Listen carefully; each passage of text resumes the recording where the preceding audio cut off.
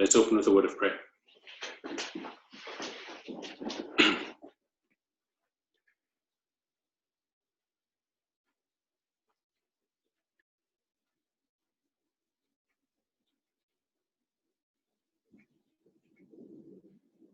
Father in heaven, we ask for your blessing as we open your word. Please bless all who have gathered to participate in the study. May you keep us in this time of Jacob's trouble. May you keep us and our loved ones. May you save us. Lord, may this study have an enriching, strengthening influence upon your children and upon all who will later view it via video. Please hear us in all these things, for we ask it in Jesus' name. Amen.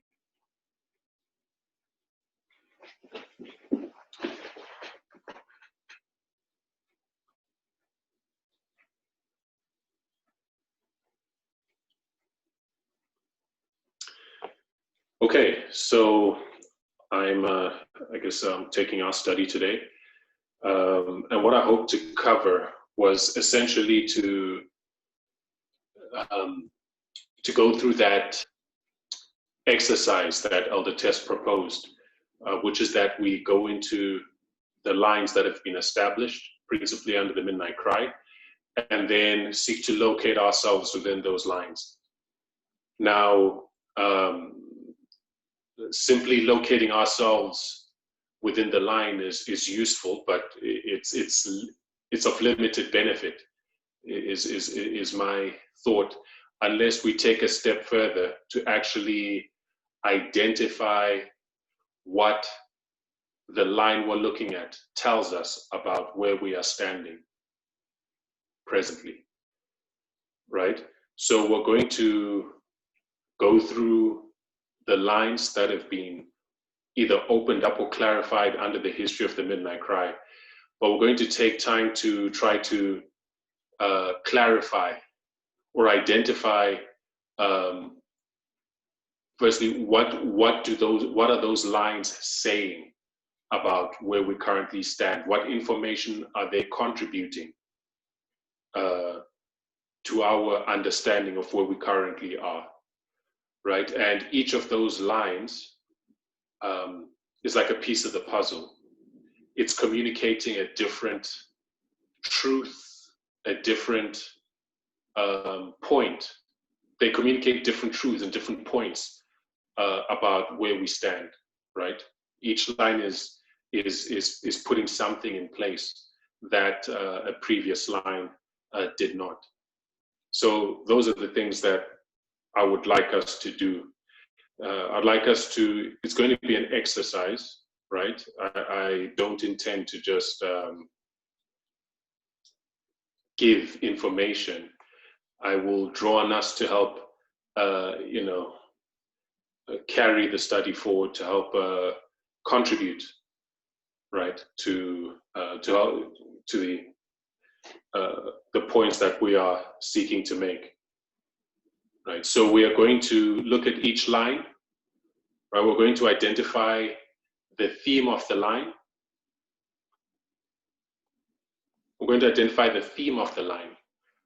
We're going to identify where we currently are in that line. Then we're going to identify the application, what that line is telling us about where we currently stand in 2020 today, right? So please, now there are 8 of us in here so far. 8 is a good number, right? If we're all engaged and if we all, open up our mics and speak up, feel free to interrupt. It's not a lecture.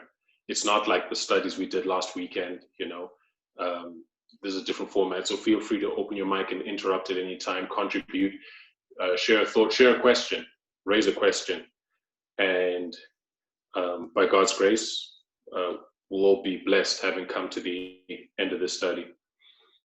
So I'll ask us, in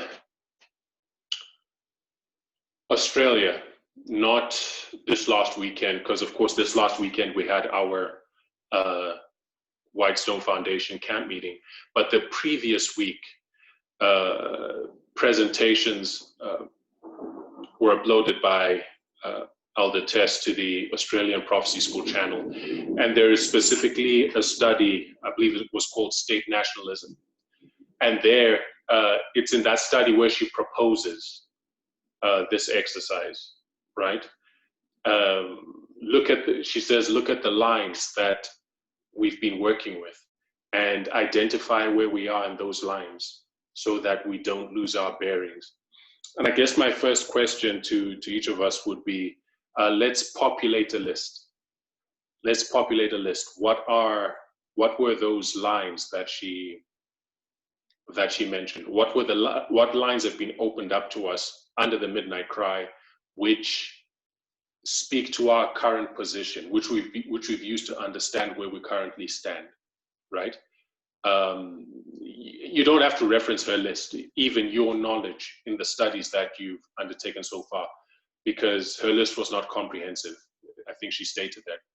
What are the lines that we've been looking at in the last principally 2 years, right? Which speak to our time. Let's populate a list.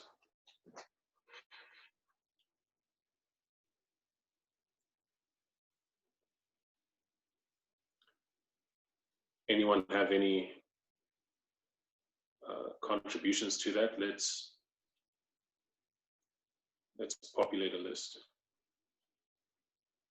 I'll have to ask you now. Okay. Oh, I see. It's in the chat. I thought people would raise it would open up their mouths, which is fine. Okay. So, Sister Victoria, you're raising Acts 27. That's one.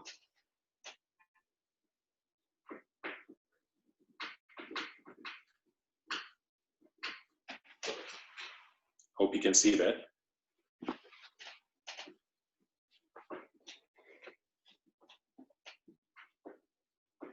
This isn't the best marker, but should suffice. Acts 27, Sister Linda Hallenstein, you raised the Diadochi Wars.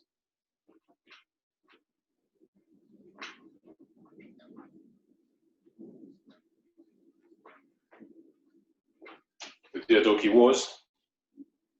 We have Christine Francisco, interior, exterior.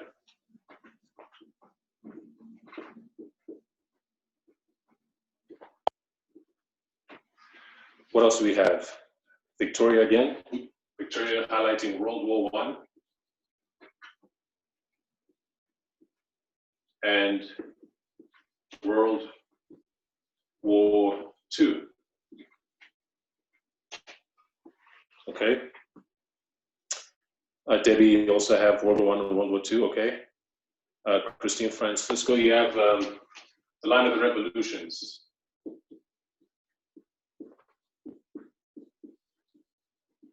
And you also cite the counterfeit.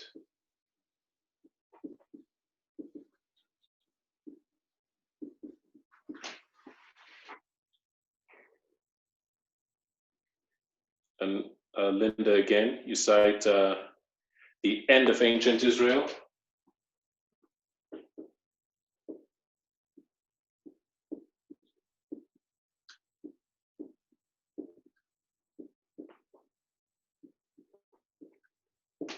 The end of ancient Israel and beginning of modern Israel.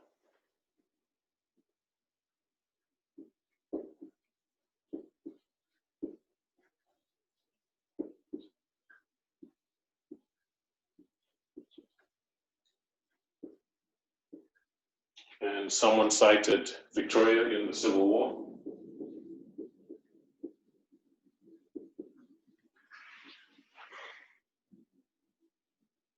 The line of the priests.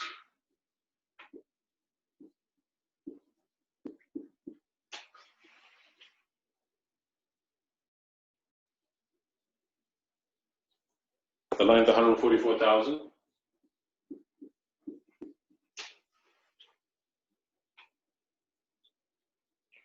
Okay, and the flow has ended. I'm sure there are more.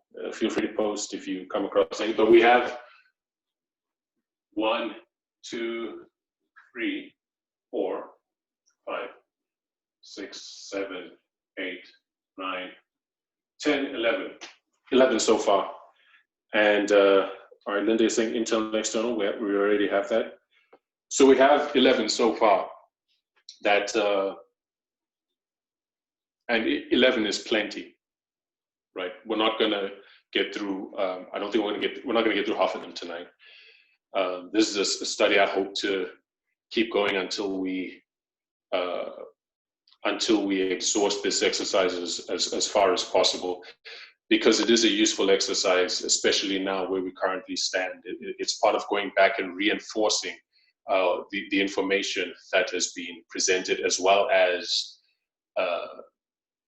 re-emphasizing the lessons that we're supposed to learn through these lines, not just knowing the lines, but really having at the front of our minds the nuggets or the key points that each of those lines are seeking to communicate to us, right? So, all right, so we have 11 so far. Now, I have a way I want to approach it. I want to approach it from, I don't know, have you heard the expression low-hanging fruit, right? Low-hanging fruit, you know, you deal with the easiest ones first, right?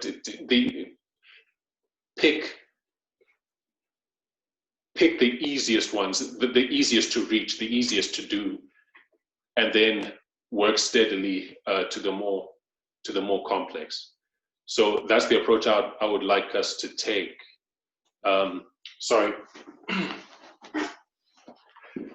With this study. So that having been said, I think we'll agree that some of these studies, whether we look at World War I or World War II, that is a complex, content-heavy line. I think we can agree, right? As is that of the counterfeit. It's a complex, content-heavy line.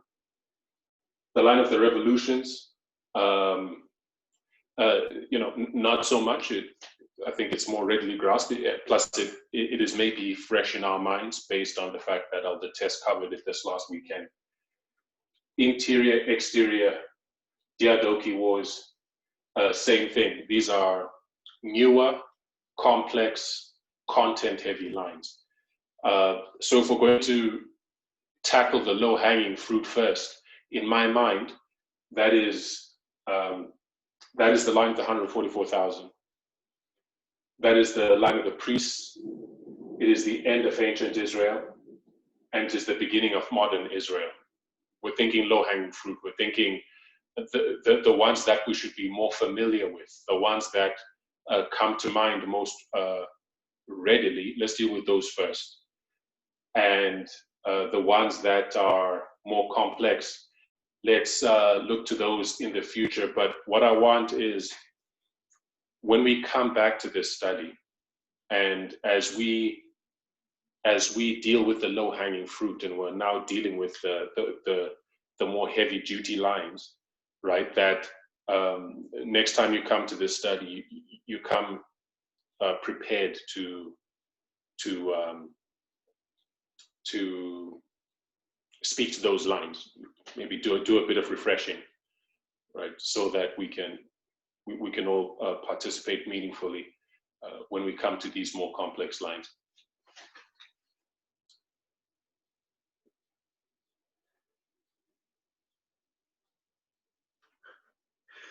Yes, feel free to open your mic to answer. It's perfectly fine. There are not many of us. It's only 8 of us tonight.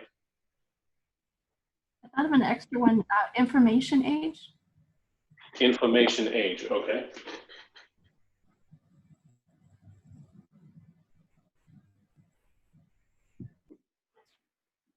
End of ancient Israel.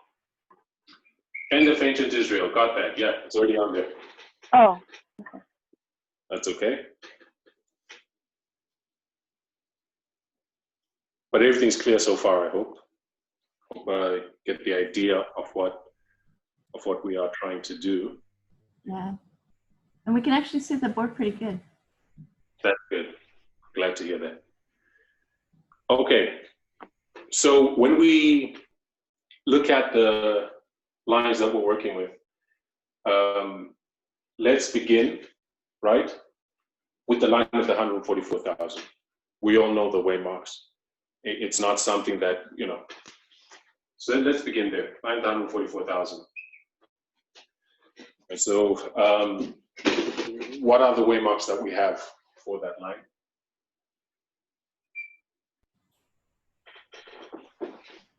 $189 is the first. Yes, 1989. Followed by 9/11. 9/11, perfect.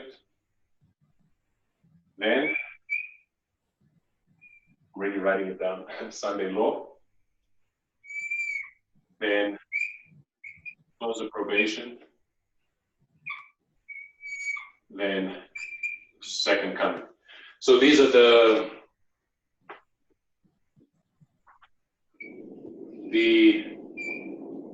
5 waymarks in the line to 144,000. So having put that on record, remember I said want to identify 3 things. The theme of the line, locating us in that line, and then identifying the application or meaning of what that line says about where we are. First point being the theme. What is the theme of the line to 144,000? What is the theme of the line to 144,000? If you could condense a core point that this line is dealing with, what is that? What is the theme? Ready, people. Sorry. Could you hear me? Yeah, I could hear you. I just, it was a little muffled a little bit. Oh, ready, people, or prepared people. Yeah, okay. So the preparation of a people. Which people in particular? The 144,000. Yeah. All right, so the theme of this line is the development of a class of people, of a group of people. The development of the 144,000. Sorry, just give me a second. First fruits. Okay, so when you say first fruit, you are now speaking to something that I do want to draw on. If I can just sort out my desktop here, make it a little more manageable.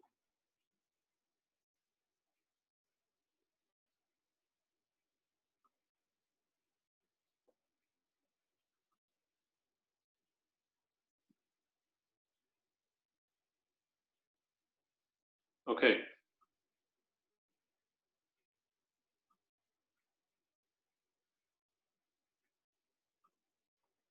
So the theme is the development of the 144,000, and we know that the 144,000 are the first fruits, okay? Where are we in this line? Where are we in this line?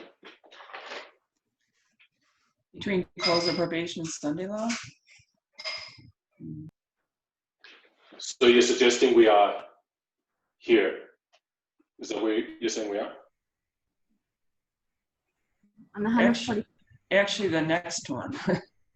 The next one? All right. Yeah, between close of probation and Sunday This is law. the 144 line, not the priest line. So think about that. The big No, picture. I don't connected with that, but it's 144,000. This line 144,000. So where are we? In the line 144,000 is the macro line, the big picture, right, of our history. When we look at the close of probation in the line to 144,000, this is Daniel 12:1, right? And when we look at the Sunday law in the line to 144,000, this is Daniel 11 verse 41. So can we say here we're past Daniel 12:1? 9/11 to Sunday law. Right. So We are here. 9/11, the Sunday law. Right? So what does that teach us? What information does this line as it stands, what information does it give us as it stands?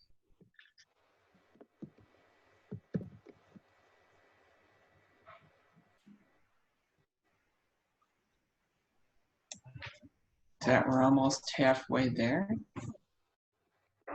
Okay, that's a point one can make, that we're almost halfway there. There are 5 waymarks, and if the Sunday law is the midpoint of the structure, not in terms of time, but of the structure, so we're almost halfway there, right? Fair enough. But I don't think that is, I'll use the expression valuable. It's good information to know. It's maybe more information than Adventists understand. But from our perspective, as priests standing in 2020, is that really valuable information? Maybe valuable is too strong a word, you know. But is it really? I'll just use it that way. Is it really valuable information? And my proposal is we don't gain a whole lot just by looking at the line with its 5 waymarks and locating ourselves. Yes, we know we're between 9/11 and the Sunday law. But in order to be able to draw more meaning and information from this line in terms of what it is teaching about the development of the 144,000, there is some additional information we need to layer on top of it. What information can we layer on top of this line, which allows us to unlock additional meaning? Raphi and Penium? Raphi and Penium, I wasn't going there. I was thinking at a more, well, I mean, it's a hard question to ask without giving more information about what I specifically have in mind. But we know that what is illustrated here, one way of conceptualizing this history is through the operations of the agricultural model, yes?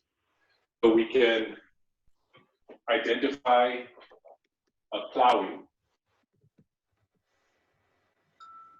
from 1999, 9/11 to the Sunday law. What's that? Early rain. Early rain. Right, former rain. And then Sunday law close of probation. Latter rain. Latter rain. That rain. And then we have the harvest of the 144,000.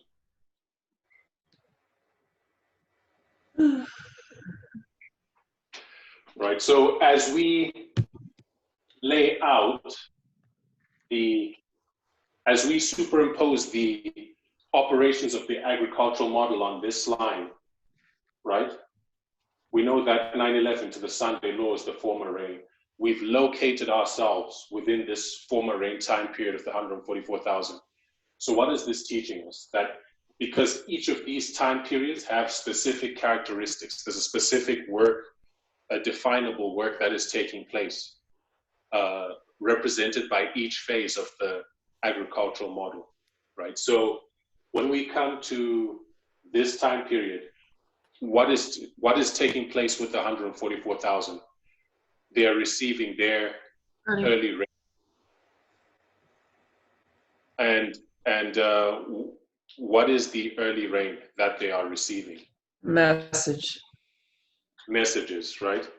So what is laid out in operations of the agricultural model is a progressive development of the 144,000 in this line. So right now it's telling us that in 2020, as we stand, the 144,000 are here and they're being developed, right?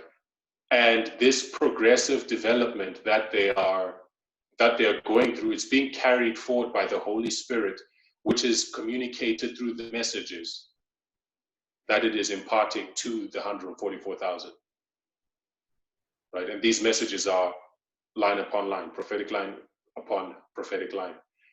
So when we locate ourselves, we've looked at the line of 144,000. This is one way of looking at the line of 144,000. But just through this basic model, we've identified a theme, we've located ourselves in the line, and we have made an application or drawn meaning from this line as to what is taking place right now as we stand in July 16, 2020. Can someone summarize what they've understood, or you know, what, in their own words, what this line is telling us? What information is this line giving us about our current position? I know I just said it, but if someone wants to venture to put it in their own words, that would be great.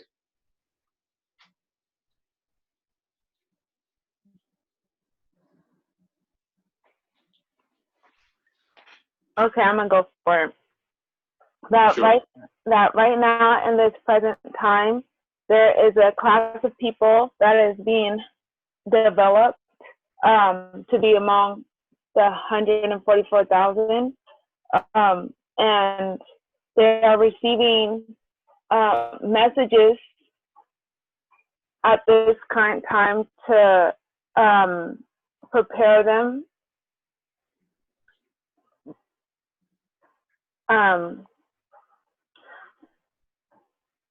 Well, when I say messages, because it is the early rain, but oh yeah, so they're receiving messages that will help mature them and ripen them for further light to come as they progress. Sorry, that was. You know, you're correct. You basically summarized the point that I made, right? They are in the early stage of their development, the stage represented as the former rain. But right now, the 144,000 are being developed. They're receiving the messages which are causing them to grow, which are developing them. Right. So as we locate ourselves in the line of the 144,000, that is what this line is communicating, at least through this application that we've made. Right. So yes. Sorry, can I add something to that? That we also know of the repeating pattern. And so at this current time, we're also in a period of increase of light, because we know that there's an unsealing, an increase, formalization.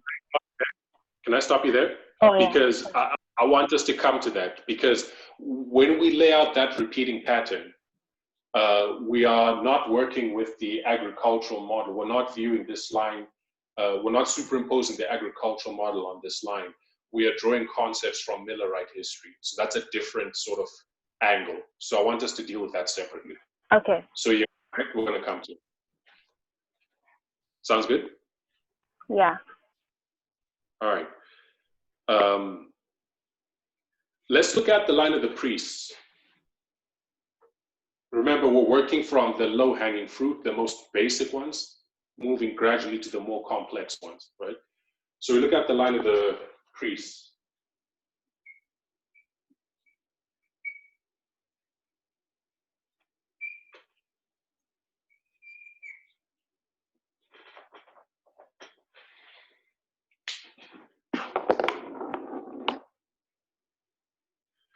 Okay, we have 5 way marks again.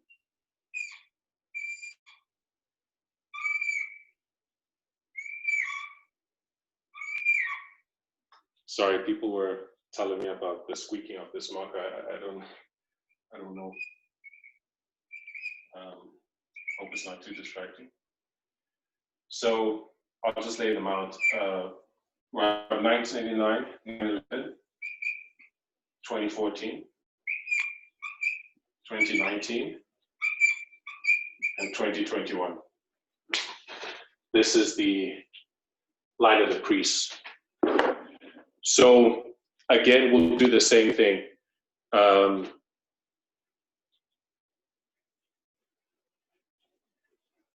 We want to do three things. We want to identify the theme of the line. We want to locate ourselves in that line. And we want to identify the meaning of the line, for what the line says, the application, what that line says about where we currently stand. Again, when we look at this line, firstly, the theme. I think the theme is pretty straightforward. It's the development of a class of people. This time, not the 144,000. This time, the priests. And as we look at this line, we know we are standing here, at the very least.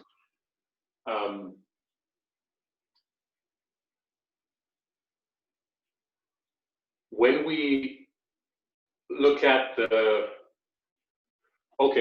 what I was going to do was I was going to introduce the Millerite history, introduce those concepts from Millerite history, where we can identify the four-part repeating pattern in each dispensation. Then I was going to call us to identify where we currently stand within the context of that repeating pattern. But before we do that, it would be useful to view the priests through this same lens here, the agricultural model. So in the very same time period when the 144,000 are receiving their former rain, right? Here in 2020, what's happening with the priests?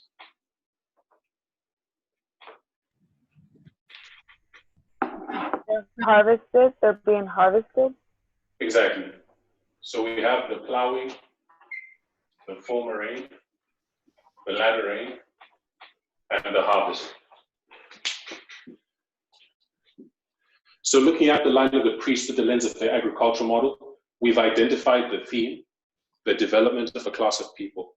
We have located ourselves in this line that we're in the harvest time period of the history of the priests. So what does that mean? Let's unpack that a little further. What does it mean that we're in the harvest? So now in July 2020, we're in the harvest time of the priest. What does that mean? Being judged. We're being judged. Okay. But do we see? Okay. I'll go with that. Any other thoughts? Prepared to do a work, or ripened to do a work. But it's interesting because we're still in that harvest period. But yeah, so that's my thought. Okay, well, I mean, they're not being ripened to do a work because they're already ripe. Yeah. Right. Right. So now the priests are in their harvest time. So if we translate that symbolic language into a plain statement about what it means, what it says is taking place right now, who wants to? Let's venture to do that. Well, we're able to be distinguished from the tares, maybe? Correct, but that was the case in the previous dispensation, was it not? Because when we look at the model, it says that the tares become visible before the harvest in the time of the latter rain, which ripens them. Yes, no? Okay, I mean, yes, there were those technicalities, with the agricultural model that, I think Elder Parmindo was identifying, that it's problematic to be identifying tares in our time. that those who fell away in the previous dispensation, they're not the tares of the parable. Yes. We're not easily moved, or we're not able to be moved from our position as much. We're settled into the truth, maybe. I guess that's a thought, but aren't people going to fall away? Aren't people who've been here the whole time going to fall away in this dispensation? Yeah. Yeah. We're in the harvest time. What does that mean? If we translate that symbolic language into a plain English statement about what's taking place right now, what does that mean? Let's think about that. God is sorting between the wheat and the tares and harvesting those that are right. There's a gathering. Oh, sorry. It's still using the symbolic language. There's a gathering. Am I still using the symbolic language if it's organizing or coming together, unity? I don't know. Like as far as like being gathered. So I'm thinking in terms of gathering the wheat for a harvest. I'm thinking, well, there's a unity. There should be like some unity, and a gathering to me is like unity or harmony or something. But those are my thoughts. Okay, so let's pursue that line of thought. So, why do you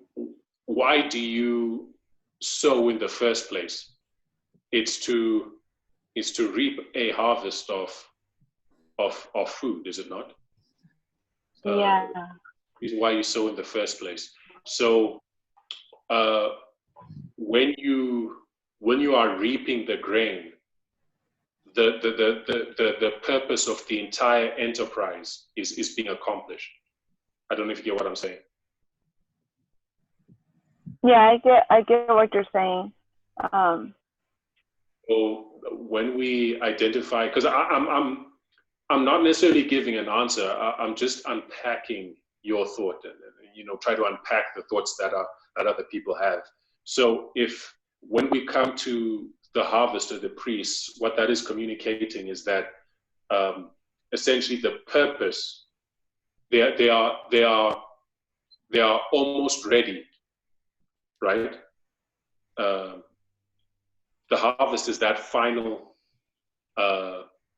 sort of development to make them ready for the purpose for which they were raised up in the beginning, right here in 1989, right? So when we come to the harvest, when the grain is harvested, that grain is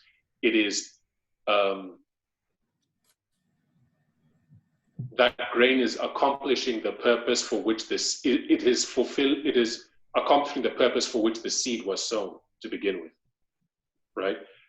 So when we come to our time period, it's communicating, again, pursuing your line of thought, my sister, that essentially the preparation of the priests, this is the final period of preparation. They're almost ready to accomplish the task for which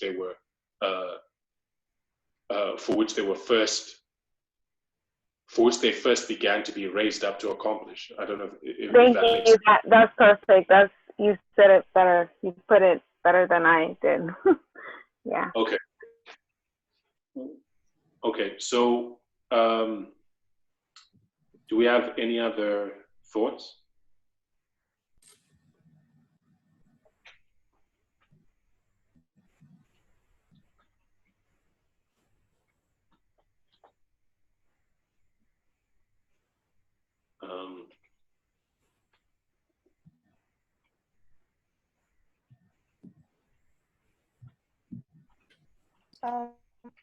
My thoughts, it's almost the same.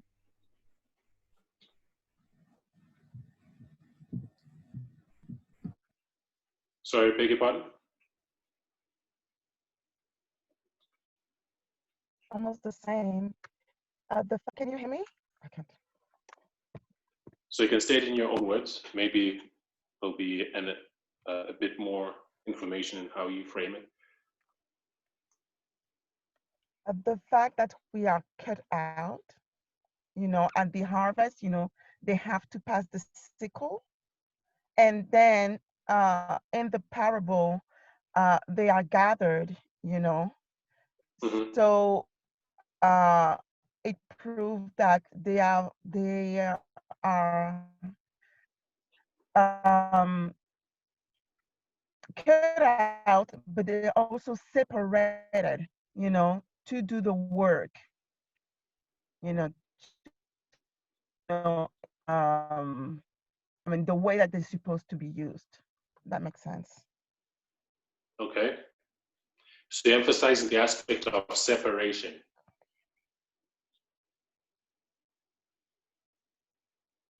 Is that correct?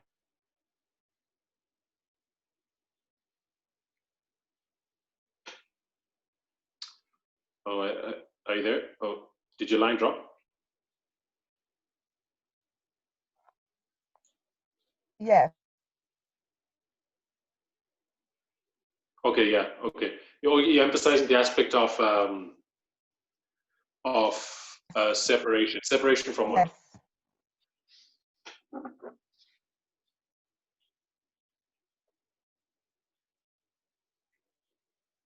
Because if they're being separated from something. So separated from what?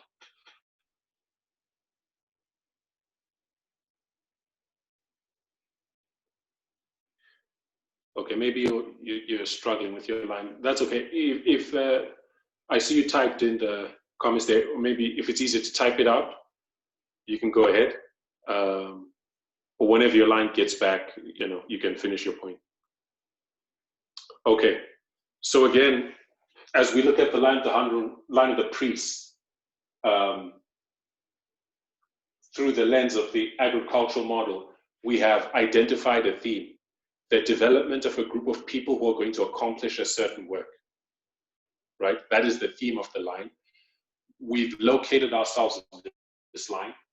2020 for the priests is their harvest.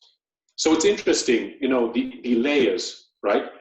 The same time period, 2020, for the 144,000 is their former reign, but that very same time period for the priests, this is their harvest time. So what is being communicated is that the priests who've been under development since the plowing in 1989, that they're now mature and ready to accomplish the work.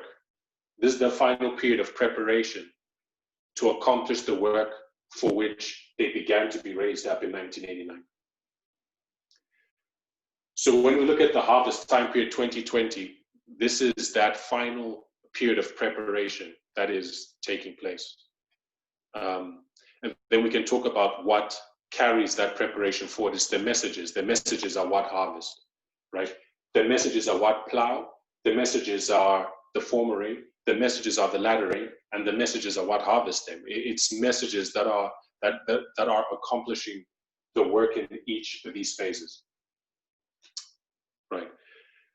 So we've done that with this line of the priest. Now I want us to look at the line of the priest again, but rather than drawing on the agricultural model, we're going to draw on concepts from the Millerite line. And this is where what my sister Victoria was saying, this is where we begin to incorporate that line of thought. So this is our third line that we're looking at, right? The first was 144,000. Second now is priests through agricultural model. Third now is priests again, drawing on the Millerite concepts, right? So when we look at Millerite history, it was a study that Elder Tess laid out. I don't think it's my purpose to go through it in detail to rehash the steps at which it is arrived at. But we we see this pattern.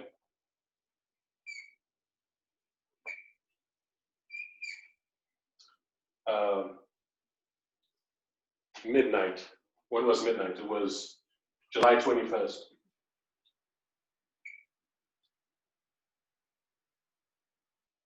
After Samuel Snow gave the message on July 21st, when did he next speak?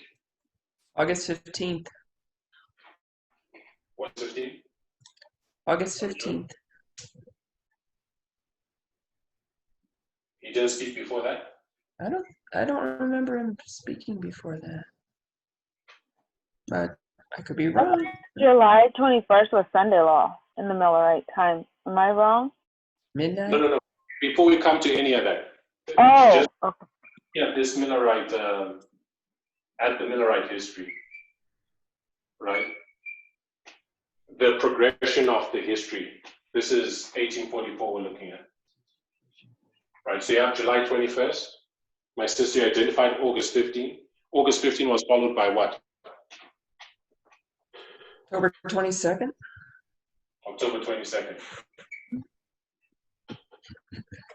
The other line Right. is August 1st. Beg your pardon? I think I heard it. August 1st. August 1st. What happened on August 1st? I don't know, but my husband said August 1st. So I'm. Okay. Team is right. Concord, yes. So what we have here is a progression of camp meetings leading up to October 22nd. In July 21st, this was Boston, so we could be here. August 1st, he spoke in Concord, was put a C there. August 15th, this was Exeter. And this paved the way to October 22nd, which was a test, as other tests referred to it. So we developed this structure of BCE test, Boston, Concord, Exeter test, right? And she went on to identify, there are a number of steps to come to this point, right? But she went on to identify how in the line of the 144,000, it might be a useful refresher study to lay out the steps by which we come to this point, but I don't propose to. Within the line of the 144,000, there is, we see this pattern, right? Because we have July 21st and October 22nd. And then between these two waymarks, we see two waymarks, right? So this structure that we have here, we see in each dispensation in the line of the priest.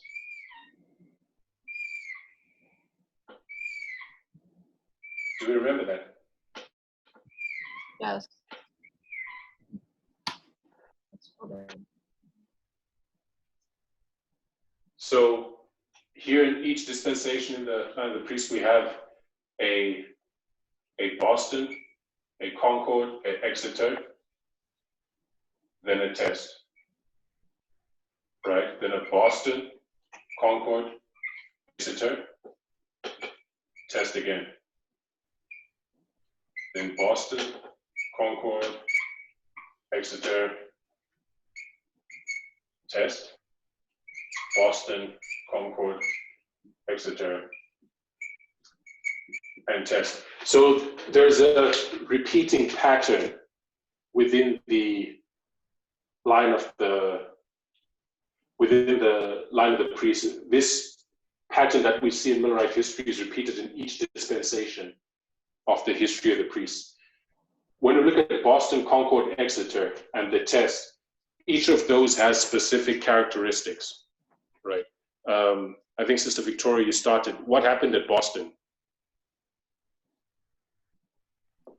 There was an unsealing of a message. Unsealing of a message, right? So a message is unsealed at Boston, then followed by Concord. What happens at Concord? Agreement. Agreement, okay. What else? What else do we mark there? The knowledge on the message. Increase of knowledge, yes. There is an increase of knowledge on the message that is unsealed. Tearing time? No. When we look at Millerite history, was there tarrying time on August 1st? No. No, there was not, right? So, no, that's not what we see here on August 1st. So there's a message unsealed, increase of knowledge. And what do we see in Exeter when Samuel Snow comes riding in? What happens there? Formalization. Formalization. Can we say the message is empowered? Yeah. Okay. Samuel Snow's message goes forth with power. And then there is the test.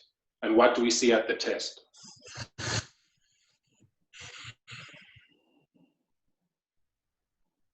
What do we see at the test? Disappointment. Some point. Disappointment, okay. What else do we see? Increase of knowledge at some point. Shut door. Shut door. The door, yeah. Yes, shut door. All right, shut door. Anything else? Separation. Separation of classes, right? Yeah. So there is a shut door and a separation. And that's what we have here. I have here basically this wall is like the door, then the two classes, two groups on either side. So we can trace this repeating pattern within each dispensation in the line of the priests. And within each dispensation, we've seen that there's a message unsealed. It increases, it's formalized, and then there's a test and a separation takes place. Right? And we can identify the messages that were opened up in each of these dispensations. Let's just lay them down. What was the message for this first one? Line upon line. Beg your pardon? Line upon line.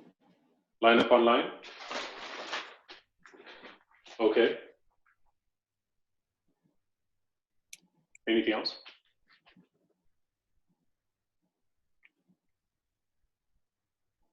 Reform lines. Reform lines? Okay, I'll put that down.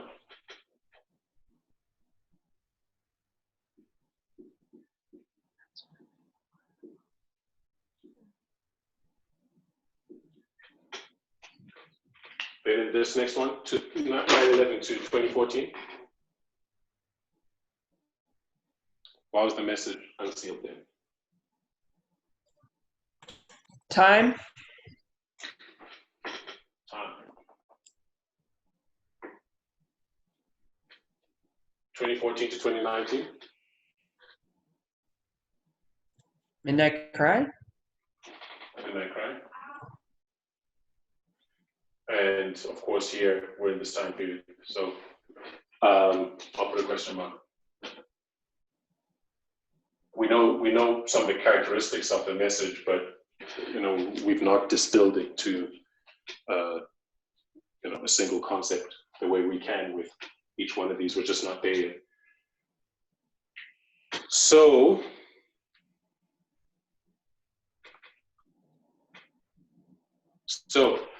when we can populate these waymarks of Boston, Concord, Exeter, and test, in each dispensation we have two waymarks intervening, right? Typifying Concord and Exeter, right? And we can populate the years in which we saw these things happen, can we not? Right. We can. Yeah. Right, so Boston message is unsealed, 1989. Increase of knowledge? 1996. Or Or am are I we, wrong? Am I wrong? 96 is the formalization. But before 96? 91. 91. One. Yes, perfect. Increase of knowledge, 91. So Boston, message unsealed. Concord, increase of knowledge, 91. Exeter, the message is formalized, 96. Then we mark 9/11 as the test. I have a Right. question. Yes? Exeter, it deals with time, right? Exeter? Ah, there it is. I mean, I'm trying to remember, but sorry, I don't mean to move off on a tangent. I was just asking a question. I'm trying to remember what Elder Tess said, but I think she said that Exeter has something to do with time, but sorry, I was just trying to remember that. Okay, but does it deal with time in all these dispensations? We know Exeter here in Millerite history was dealing with time. And we're drawing from this pattern in Millerite history to derive a structure for the pattern within each dispensation in the history of the priests, right? Where we see a message unsealed, increase of knowledge, formalization, then a test. So yes, in Millerite history, the message specific to this dispensation had to do with time, right? The midnight cry was a clarification of time. But it does not necessarily follow that, or does it rather, that all the Exeters in each dispensation here are dealing with time. I think, from what I remember, Elder Tess said that it has something to do with time for each one in the application as well. But I could be wrong in my memory. And maybe you're right? But She did say that in the second step there was unity, and the third step is always something to do with time. yes, okay. Yeah, that's what I remember. You're refreshing my memory. Okay. Yeah, I think we can see that. Okay. I think Katya put here in connection with this dispensation, Daniel 11, 40 to 45. Yes, the reform lines were unsealed as a methodology, but the message was Daniel 11.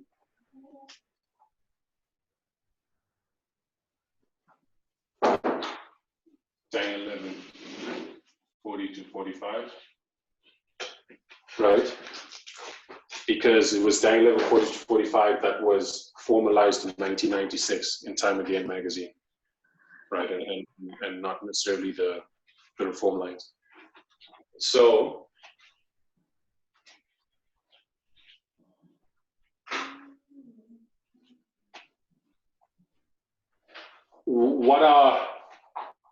what is Concord and Exeter between 9/11 and 2014?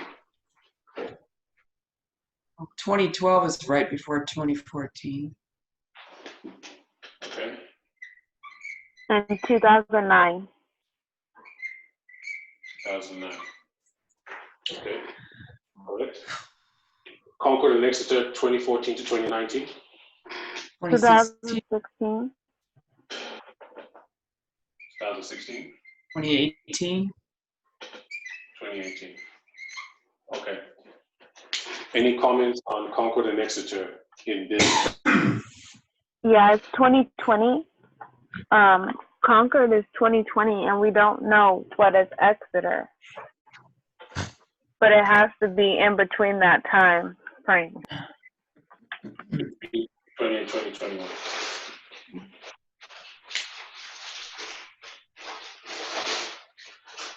Is that how everyone understands it? Sorry? Yes. Yeah. Is that how everyone understands it? Yeah. Oh. So, laid out the line. We locate ourselves. Where are we? We're here in 2020, correct? Yes.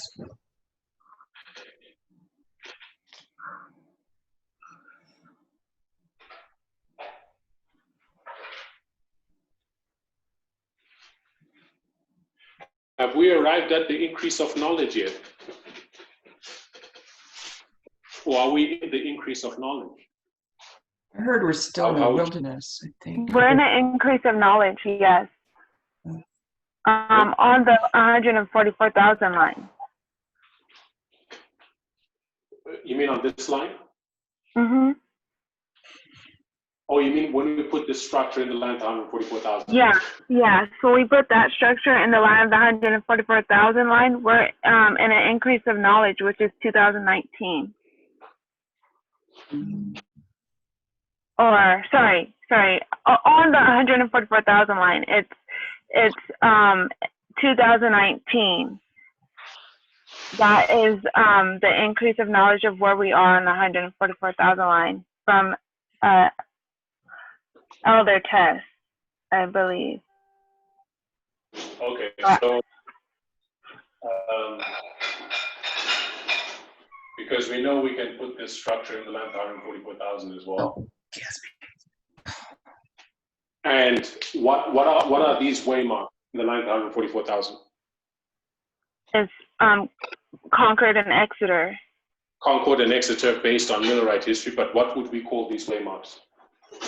Oh, an increase of knowledge and formalization. Is that what you're? Sorry, I'm not understanding. Sorry.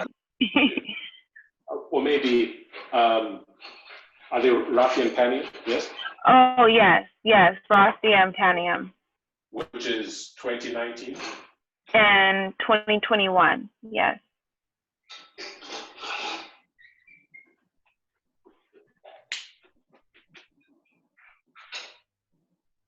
So based on, so there are two ways to conceptualize this. We could, looking at it from the perspective of Millerite history, from the line of the 144,000, from the line of the priests, we are here, right? But from the, looking at the line of the 144,000 through the lens of Millerite history, this pattern Millerite history, where are we? We are here. So the question then is, what is taking place with the priests here, according to this model? What is taking place with the 144,000 here, according to this model?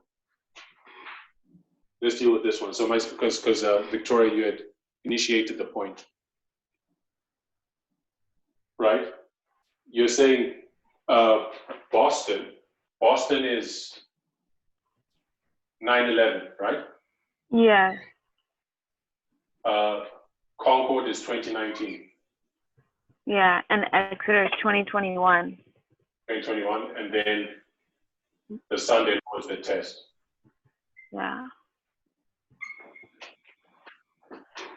I have a question. Does the test also already begin at Boston? Because you remember, well, what I remember is that there's it's just when we turn in the papers, it's basically once you get to the test, it's not an actual test, it's just distilling of where you stand in the message. Or sorry, it's just filling in your answers. It's just the finalizing of your answers, but the test is already begun. It already started. But okay, I get what you're saying. Is the point that this test is not literally a test in the sense that it's the beginning of a test. It's the end of a testing process. It's the culmination of a testing process. Yeah. It's the handing in paper and not your beginning to write the exam. Yeah. Right. Yeah, that's true. So, and the point is made that the test is going on throughout this time period. Yeah. That's correct. Okay. But I want us to distill some points, right? Because we've looked at 3 so far. We've looked at the line of the 144,000 through the lens of the agricultural model. And that has taught us a specific point about our time period. We then looked at the line of the priests according to the agricultural model. That has also taught us a specific point about our time period. Now we're looking at both these lines from the perspective of the Millerite history, right? To develop this concept of Boston, Concord, Exeter, this structure that we see within each of the dispensations. And having laid it out, I want us to try to distill some points about what they are saying about our time, right? We've located ourselves. We're here and we're here. So let's begin with the top one. With the 144,000, 9/11 is Boston, a message is unsealed. Concord, increase of knowledge. Exeter, formalization. And then Sunday law, test. Okay, so, and we're here in 2020. What is that? What does that say about what's taking place right now with the 144,000?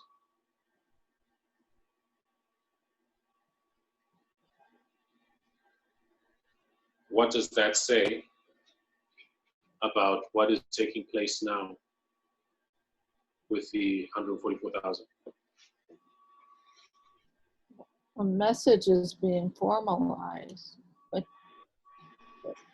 The message is being formalized. Isn't Exeter the formalization? Are we there yet? Exeter is 2021. no, I can't see. So, Oh, is it too? so we're in the increase of knowledge. Even I believe we're in the increase of knowledge. I don't know whether it's been taught that way, but I mean, there's nothing else that I can see that goes there, that belongs there. Oh, you're still in the wilderness. We're still in the period. We're still in the period of an increase of knowledge, because we know that. Yeah, we are in that period of an increase of knowledge, and that's right. But I'm trying to look on that. But we're, and I don't know, because we are close to 2021, we're right there in the middle. We're in between 2019 and we're in 2021. So it's kind of hard to to say for me, because we're in between that period, those 2 points. I get what you're saying. The increase of knowledge is not an event, it's a period of time, is it not? Yeah, it's a period of time, yeah. Katya has mentioned a point, and I remember this in the study, you know, but I didn't make the connection, you know, with those online studies. I'm busy trying to make sure nothing is going wrong, rather than listening. I need to go back and listen to them properly. But I remember she did say, which point Katya is raising, that May 25, 2020, the death of George Floyd is significant, and Katya is saying she marked it as an increase of knowledge. Do we remember that? I heard that to be. I have to go back. I was at work partially for a couple of the meetings. I was just getting off, so I missed some of it. But I do remember hearing that, someone saying that. I heard it was a shot heard around the world. Well, somebody said it. Mm-hmm. Yeah. Okay, so the increase of knowledge, if we mark May 25, 2020, May 25, 2020. So, Katya, so are we saying the increase of knowledge is in this application is not 2019, it's 2020? How have you thought about that? Didn't Tess say that there was no new message for this dispensation? But even though there's no new message, there could still be the second step, the increase of knowledge, couldn't there?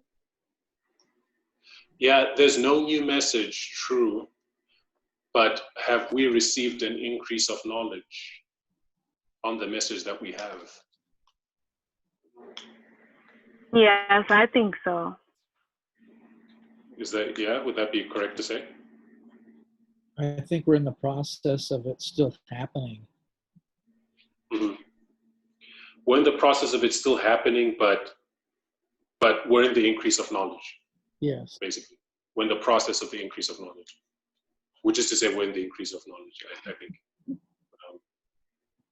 So because we have no new message, we have to go back and understand the message more completely and thoroughly, which gives us, I think, that increase of knowledge. And that's what this study, I think, you're doing right now is. Because we know the disciples, they didn't get it after the cross. They weren't ready to go to the world, like we'll go to the world at the Sunday law. So they were trying, Jesus was still working with them, trying to get them to understand what he had taught them already for 3 years. So it was an increase of knowledge by getting them to really understand what his message was. Okay, you're drawing on the line of the end of ancient Israel, right, which we're going to come to as well, because we're going to see what that line is, that there are multiple applications of it, which all give different angles on what is taking place right now, where we currently stand, right? But suffice to say, okay, there's an increase of knowledge that is taking place with the 144,000 in 2020 right now as we speak, right? That's what is taking place here. Now, when we view the same model from the perspective of the priests, what do we glean? What can we draw from that?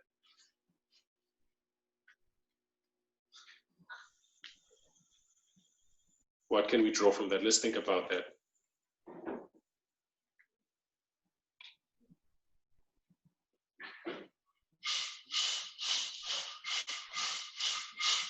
The line of the priests, is it not? We're standing in 2020, and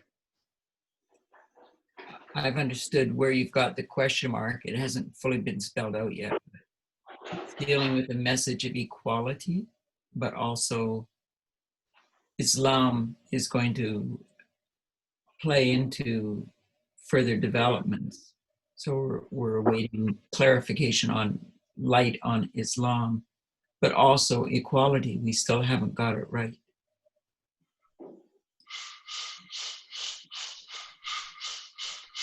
So what's taking place? Increase of knowledge?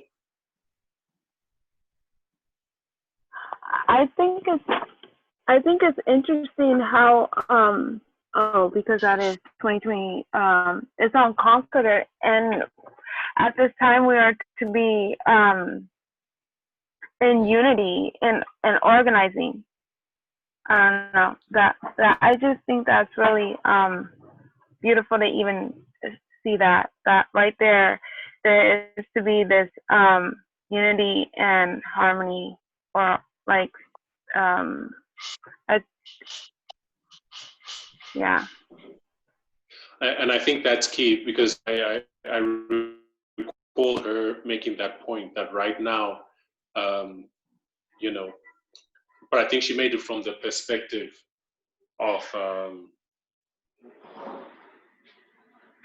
yeah, she did make the point that right now, you know, organization is present truth, and what to be coming into unity and coming into one mind, Yeah. right?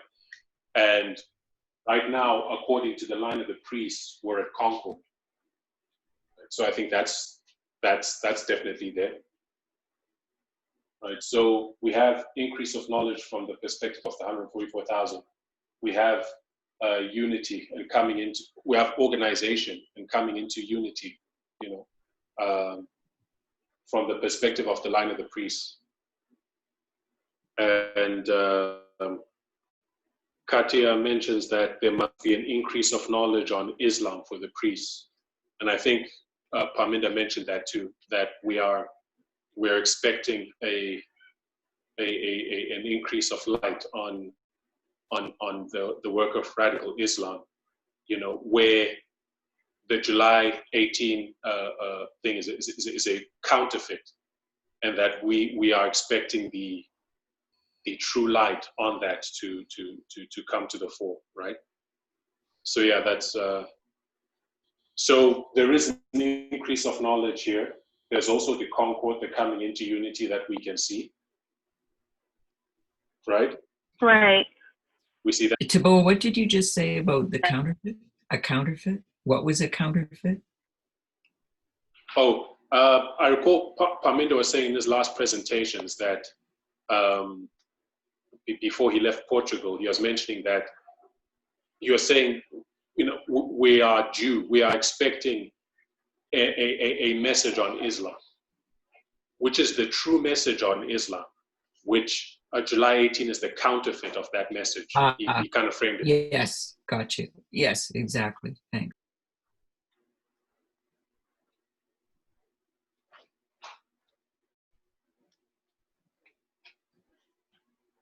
Okay, so when we look at the line of the 144,000 and the line of the priests through the lens of the Millerite history, right, which gives us this structure within each dispensation of the line within each dispensation, right? We're located here and here, and the lessons it teaches one, we're receiving an increase of knowledge. An increase of knowledge, one, I guess, in terms of the clarification of the message that we've been given. An increase of knowledge on Islam, which we are expecting. But we see this work taking place of organization, where the brethren are, in terms of organization, they're organizing, but they're also coming into oneness of thought, one mind. They're becoming more united. And where that isn't happening, we are to know that that is the work that we're to be seeking. That is the work that we're to apply our hearts to. We know that what God wants of us now is organization and coming into unity with each other, right? That's what is being called for right now, right? So that's what is being communicated about where we stand in these two lines from the perspective of the Millerite history. Right, and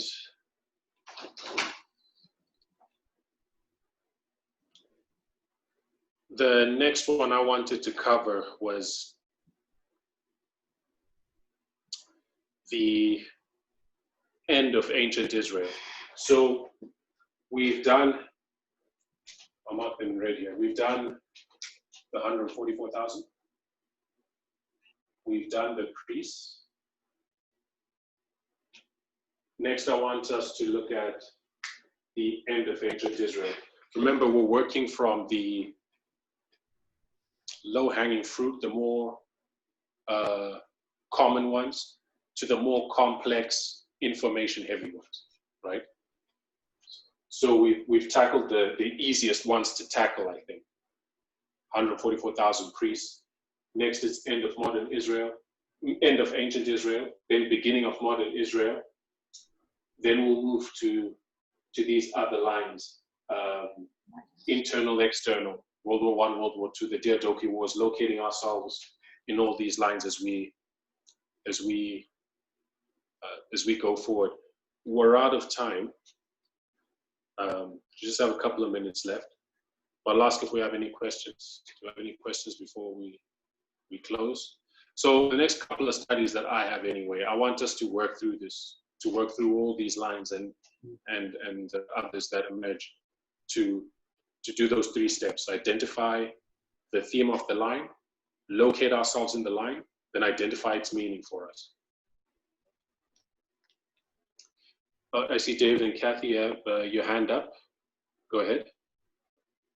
I just don't, I want to understand May 25th being the point of increase of knowledge. Yeah, I don't understand that. I mean, I caught it in the presentation. Again, I wasn't paying full attention. My attention was divided, but I did catch that she identified it. Is there anyone who? I missed that. Well, I missed that part too, but it does make sense for Elder Test to say that, because it's been an enlightening for the world since that actually happened. I mean, you've seen so many people learning more about racism, you know, and you know how they treat people. It's kind of brought things to a forefront in the treatment of other people. So and many people are looking into that more and trying to understand how to not be racist or you know, other kind of nationalistic type of characteristics, and trying to just be more equal. Like there's definitely been an increase in knowledge, I mean, from my observation in the world, on equality, which is really interesting, since George Floyd's death, which is really interesting. Okay. Thank you for that. I think picking back off what you said, Katya makes some comments. Says Elder Tess said that is the point where the world realized the issue of inequality. That's true, which is what you just said. The protests took place all over the world, not only in the USA. That's also true.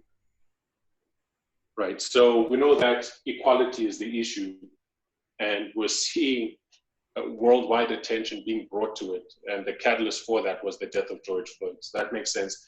It would be good if we could, I'm sure we're going to go back and look at those presentations again. And maybe next time as we recap, as we recap what we've laid down, we'll be able to speak to that more clearly before we move on. All right, brethren, we're out of time. It's been a blessing sharing with you this evening.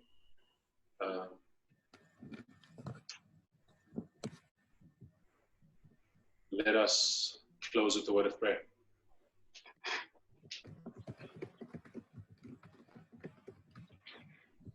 Father in heaven, we thank you for your word and the things you've taught us and the ground that we've been able to cover.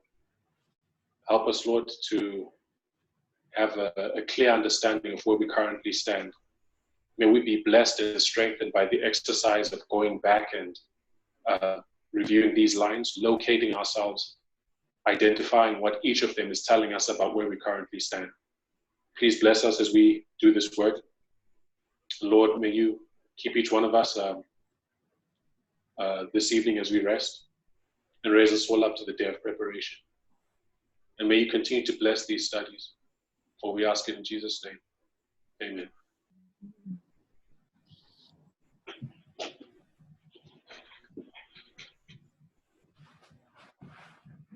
All right, brethren, thank you for